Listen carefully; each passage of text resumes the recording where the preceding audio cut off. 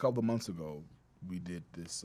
National Geographic did this 3-night 6-part series on the '80s, and was a part of that. And we had to do all of this press promoting the show. So people would always ask me, "What were the '80s like for you?" And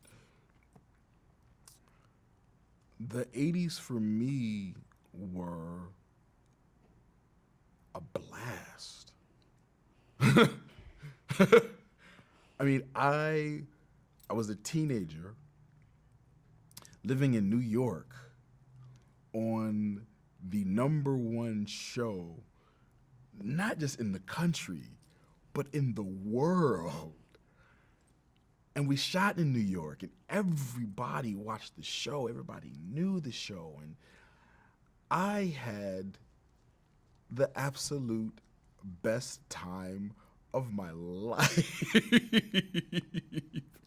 And I think I was able to enjoy it so much because I had perspective. You know, the show was successful, but I never felt like, I was successful. I felt like I was part of a successful show, but it wasn't something that, that I could hold as my own. So I had a certain perspective on that. I had, my mother was really good about giving me perspective because she was always, she would always say to me, well, this show could be over next year. What are you going to do when the show's over? I can type. I can always get a job. What are you going to do when the show's over? So that was the reason why I got interested in directing early on and began directing early on. But she impressed upon me to look at life after Cosby.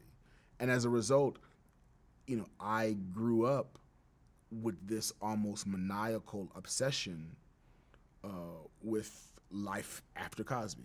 What's my post-Cosby life going to be like? I also knew that whatever I did was not just a reflection on me, not just a reflection on my parents, but also a reflection on Mr. Cosby and what the Cosby Show represented. So with all of that, there were certain, I don't know if the boundaries were self-imposed boundaries. There was just this invisible, set of boundaries that I was keenly aware of. So within that set of boundaries, oh my gosh, man, I had the time of my life. It was a responsible time of my life.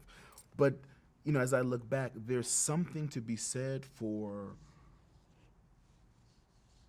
having that kind of life, but not losing your mind, keeping it all in perspective. I think there's something that you get to really enjoy it to the fullest without going overboard.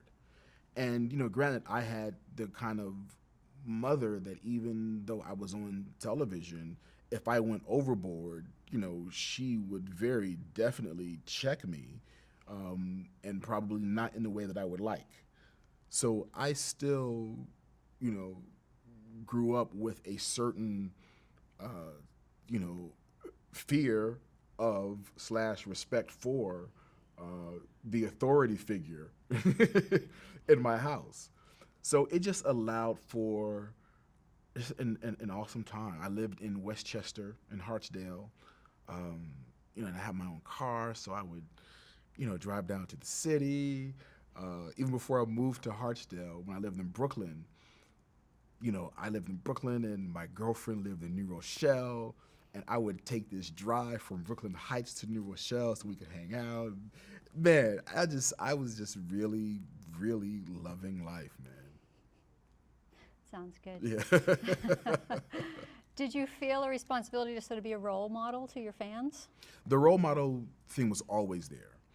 And it was never something that I was uncomfortable with, not because I felt like I had to play a certain role. The fortunate part was I didn't necessarily have to act any differently to fit this image of, a role model. The discomfort I had with it was people, connotated role model with perfection, a sense of flawlessness. And that was a pressure that I certainly didn't want because I knew though I may not have been so keenly aware of what my flaws were, my mother could probably tell you at the time. But I knew that I wasn't perfect, and I didn't want to have that. I never want to have that hanging over me. So there were often times where I just, for me, kind of, tried to shun that label. But I would always say, if you like the way I live my life and want to use that as an example, that's fine. But please know that I'm not perfect. But having said that, again, I knew there was a sense of responsibility.